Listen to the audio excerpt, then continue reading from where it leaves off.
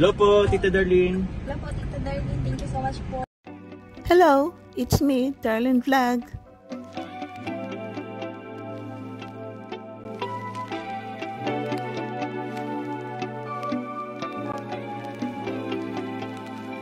Hello mga kalingap. Good afternoon mga ka-Jomcar, mga ka-Love Teams chance. Today is Monday, July 14. Kumusta na kayo? So ating reaction for today is itong si Jomar, no? Jomar at itong mga kinilig. Nalala po natin sa last video ni Kalingap Jomar na nag-scout sila with the key boys, no? Na nakarating doon sila sa gitna ng gubat. Marami silang magkasama nila si Dan, si Lolo, o sino pa dyan. So habang sila nasa-scout is normal. Diba? Si Papa Joms is gagawa siya ng reels. So yun, i-upload niya ang kanyang reel sa kanyang Facebook page. At nung ma-upload niya, maraming nag-comment. Ay nako, nakita ng ating Bibi Carla ang comment ni ang reels ni Papa Joms. At hindi niya napigilan ang mag-comment. Sabi niya, ay, grabe, parang naglalakad lang. Ang pogi ay, parang na-appreciate niya. Nakita niya ng kanyang agom is naglalakad na sa bundok is ang pogi-pogi. So ito talaga ang Papa Joms. Hindi niya mapigilan ang kanyang sarili. Nag-reply siya. At sabi ni Jomar, siyempre, alam kong dadaan ka dito at makikita mo itong upload ko is siyempre nagpapogi ako, di ba? So may mga conversation doon na Bicol ang ginagamit ni Carla. At ang ating mga itong nagmamahal sa Jomcar is nako, kinilig, no? Marami nagsilabasan ng mga langgam dahil nga matamis na matamis ang kiligan ng Jomar at Carla. At itong mga supporters natin, tuwang-tuwa sila pag nakikita nila ang Jomcar na ito, sweet sila sa public, hindi lang sa vlog, kundi mga ganitong mga upload na nakikita natin ang Jomcar kung paano sila mag-support sa isa't isa. Katulad ng pag nagla-live si Jomar, pumapasok si Carla, no? Nagsi-shoutout siya. Pinapogi daw ang kanyang Kuya Jomar, no? Kuya Jomar ang ginagamit niya. Pero alam po natin na sila pa rin, di ba? Nasanay na po siya. At ito naman si Jomar is minsan nag-reply, minsan pumapasok siya sa live ni Carla, natutuwa rin siya. Nakikita rin niya kung gaano kaganda ang kanyang agom. At ito rin, di natin maiwasan na dito sa social media is may mga toxic, no? May mga mababait, may mga masusungit, may naiinggit, may mga toxic, no? Di ba pa? At hindi maiwasan talaga na ito nagtatago sa anonymous is kaya sila nagtatago dahil ayaw nila makilala ang kanilang pangalan, ang kanilang mukha, ang kanilang account, kaya nagtatago sila sa anonymous at lumabas ang kanilang pagka-toxic dahil the occasion si Carla is mahinhin, taga-propensya, pero kung magpakita sa public kung grabe mag I love you dyan, no? So natatawa tayo kasi pwede natin tanongin ito si Anonymous, magpakita ka ng mukha mo, tatanungin kita, hindi ka ba nag-I love you sa jowa mo at naging asawa mo ngayon? Hindi ba nag-I love you sa yung jowa mo?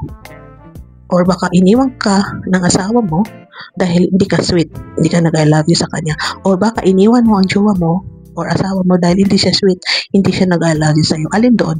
Yung hindi siya sweet o hindi ka sweet, o diba?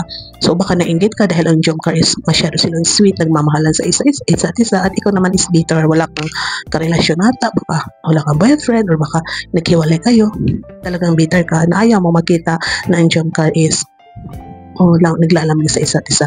Nakakatawa po kasi pinapakita ng Jomcar sa public kung gaano sila katibay, kung gaano sila magmahalan. At isa po, siyempre, para ipakita sa kanilang mga supporters na minamahal nila, pinapangiti nila ang mga supporters para ma-inspired, lalo na itong mga OFW na kulang sa yung iba, walang komunikasyon sa family, no? Kasi busy ang family. So, natutuwa sila pag nakikita nila ang Jomcar na nagpapakilig, no? Kahit walang vlog, sila ay nagpapakilig sa kanilang mga sariling channel, sariling timeline. So, di natin makikita ng dalawang ito ay hindi lang sa for the content at siyempre sa totoong buhay, no? Diba? Pag magkasama sila, may mga BTS na napaka-sweet. Minsan nga, nagkahudingan sa tumatakbo.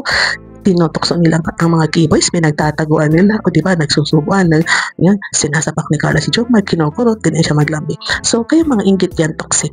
Huwag nyo na pakialaman, magtago na lang kayo. Huwag kayo manood kung kayo ay nasasaktan, naiinggit pag naglalambing ang Jomcar. Alam natin, ayaw nyo sa Jomcar, no? Naiinggit kayo na ayaw nyo magkatuluyan dahil ayaw nyo, no? Plastic kayo, simula lang gusto niya ang Jomcar, ngayon ayaw nyo na, or sino ba kayo, iwan kung sino kayo, mga anonymous kayo nagtatago sa sarili ninyong palda, o diba?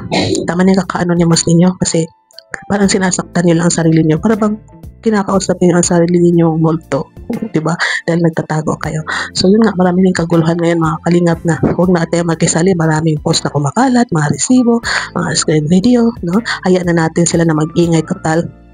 kung sino ang nagsasabi sa kanila ng totoo is lalabas at lalabas din ang katotohanan na sino ang tama at sino ang mali. No, wag na tayo makisali hanggang manood na lang tayo. Pwede natin i-share, i-pray sila dahil walang maitatago na usok, di ba po? Na sana matahimik na rin, masolve ang lahat kasi kawawa ang Jomcar, silang apekto sa nagbabangayan na Israel at Iran. O, di ba po? Nag-umpuga na ba to? Alam niyo po na dati po nasabi nga ni Carl at ni Jomar na doon sila nasaktan doon sa nag-umpuga, no, ng mga sponsor nag-aaway. So hanggang ngayon nandyan pa rin.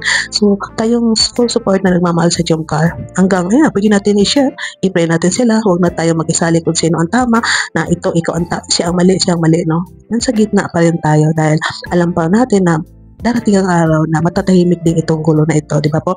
So thank you sa sumusuporta sa Jomcar. Katulad nitong thumbnail natin na sabi natin, anong nangyari sa Jomcar? O di ba? Ibig sabihin, di ba? Anong nangyari sa kanila? Grabe yung kiligan nila, o di ba?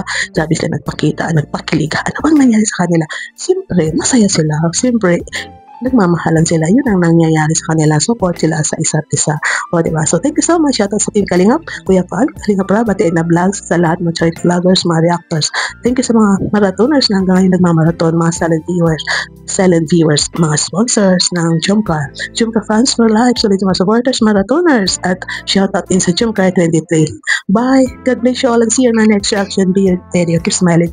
Pasensya na maingay ang fan. Kaya malapit ang phone natin, mic, para malakas ang impact ng boses dahil maingay po ang fan, mainit po kasi. So bye bye and see you in my next reaction video. Have a good Monday, keep smiling. God bless.